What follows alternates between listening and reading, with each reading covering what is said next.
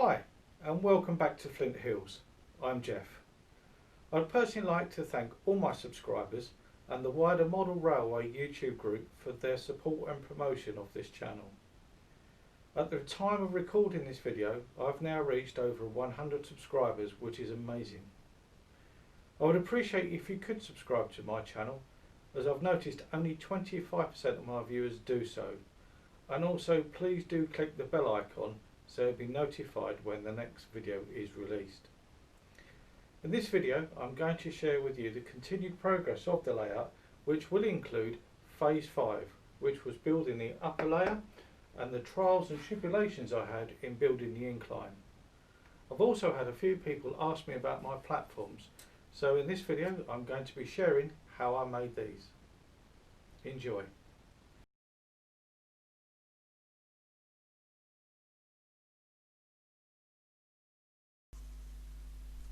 In building the upper layer, I decided to go with the simplest solution and to use the Woodland Scenics Incline set.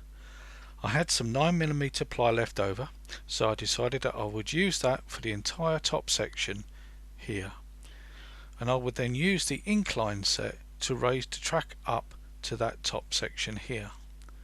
However, nothing is as simple as it first looks. I cut out the 9mm ply to the shape that I determined through the AnyRail track plan.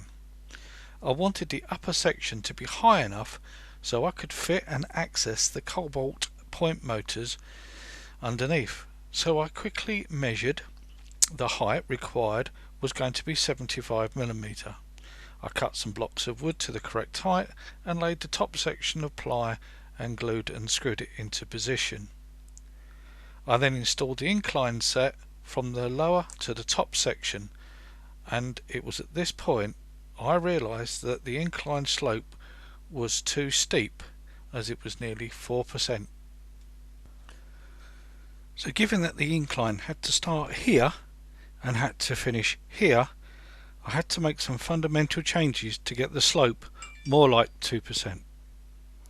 So I redid the incline set from the start all the way around till I reached the top, and at this point I was now 20mm lower.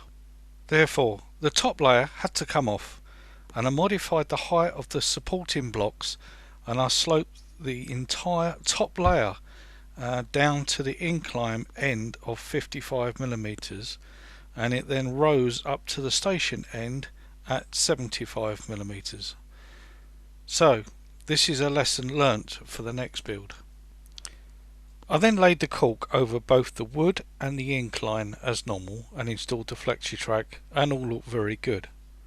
However, my daypole and Farish Voyagers, of which I have a few, would not go up the incline and would start to slip and stall on the incline curve towards the top. Complete nightmare. To resolve this, I increased the incline rate on the straight by an additional caulk under the track, which you can see here, which therefore reduced the incline rate on the bend, and bingo, the problem was resolved, and all the locos and trains now run to the top layer without any issues. So what did I learn? Well, I learned to ensure that most of the incline going forward is on the straight, i.e. between 2 and 3%. and that the incline on the curve is less than 2%. I also discovered that both my Farish and Daypole Voyagers can't pull the skin off a rice pudding. Well, hopefully you can see in this picture here the actual incline rising up, the caulk sitting on top, and hopefully you might be able to see the double caulk layer as well.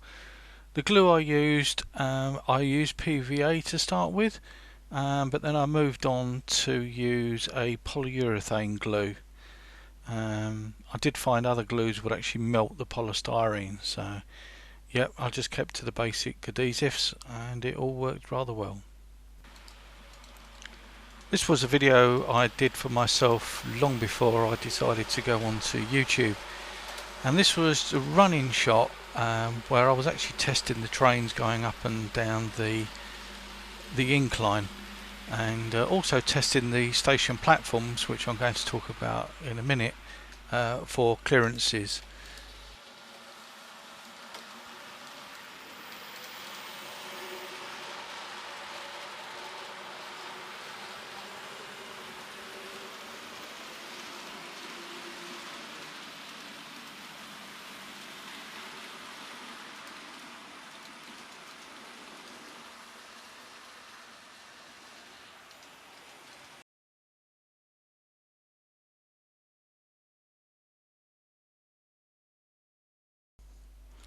Before I laid any tracks, I got hold of a section of the Pico platform to use as a size guide. It was approximately 10mm high and about 50mm wide. With that as a template, I could then lay the track. Basically, the gauge size I used for the main straights was 66 to 67mm from rail to rail, as seen here, or 60mm from sleeper to sleeper, which will give me a platform width of the 50mm that I wanted to achieve. With the tracks all laid, I could set about making the platforms. I decided to use a 1mm plastic card for the top section of the platform and a 0.75mm plastic card for the side supports. To get the correct shape, I first made a paper template. I laid a piece of paper between the tracks by holding a pencil at one end of the coach, and in the middle of the coach I traced the shape. I did this for the straights and for the curves. So once I had all the shapes cut out, I then would sellotape them together to give me the entire platform shape and laid them between the tracks. I then again double checked the curves with the coach at the ends and again in the middle, just to ensure that there was sufficient clearance. The straight piece of platform was fairly easy to make, and I took my 1mm plastic card and overlaid it with the paper template, which was obviously 50mm wide, and I simply drew a straight line and cut those out. Likewise, for the curve sections, I took the paper copy and overlaid that onto the 1mm plastic card and also cut that out. With all the platform sections cut out, I then cut out the sides, which I did from the 0.75 plastic card to a width of 10mm. I then laid down all the platform tops reverse side down and then drew a line approximately 10mm back from the platform edges.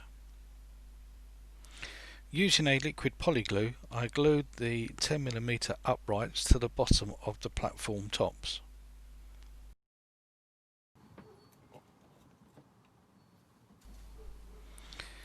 This is how I did the curve sections, and as you can see I was running very low on glue.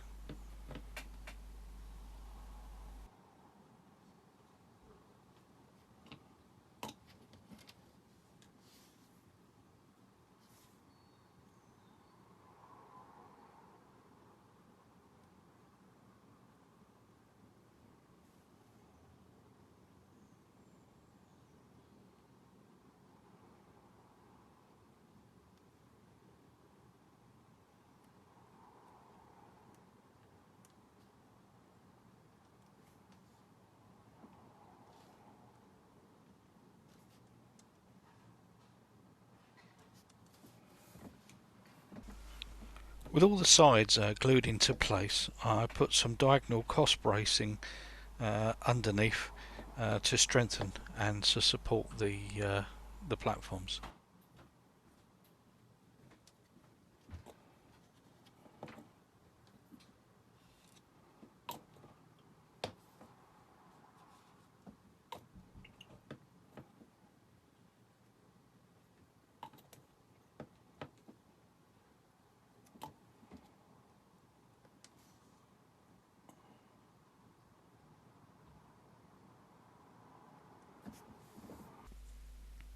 So this is how it looked with all the bracing in upside down, obviously. and then I turned it over and I just double checked the width and the height using the Pico section of platform that I had, and everything was fine. I then placed all the platforms into place and then run trains to ensure all the platform clearances were okay, and if anything was out slightly I could smooth them out, and any issues with a piece of sandpaper, because obviously it's just plastic hard.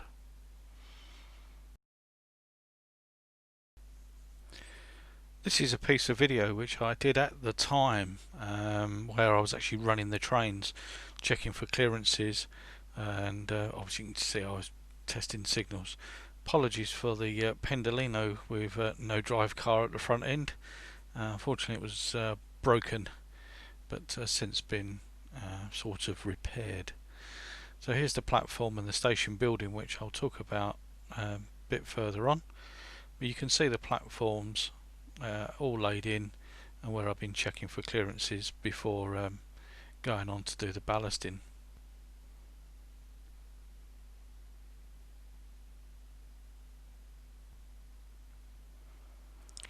Just to add that the layout is fully automatically running here using iTrain.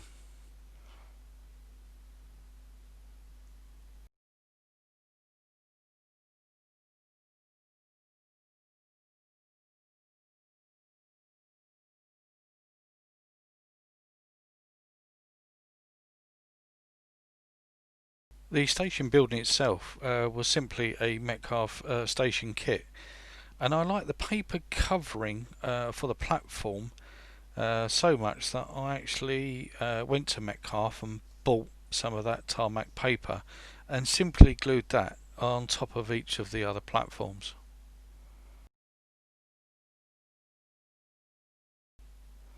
For the platform edging, I went to Scale Model Scenery and got their platform edging strips, which I then glued to the sides.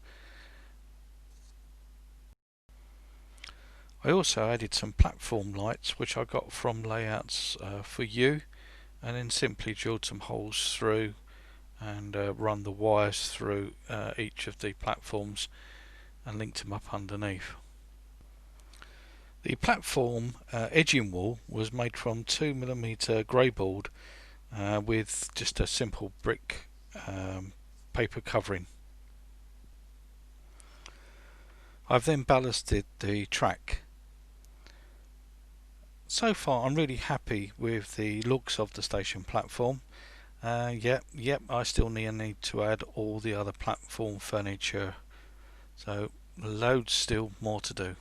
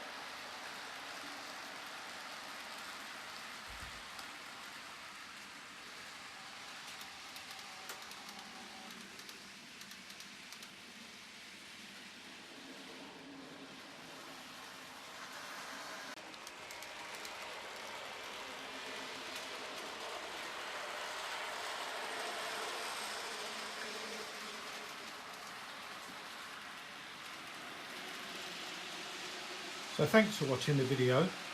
I hope you enjoyed the section regarding the inclines and the section regarding how I made the platforms.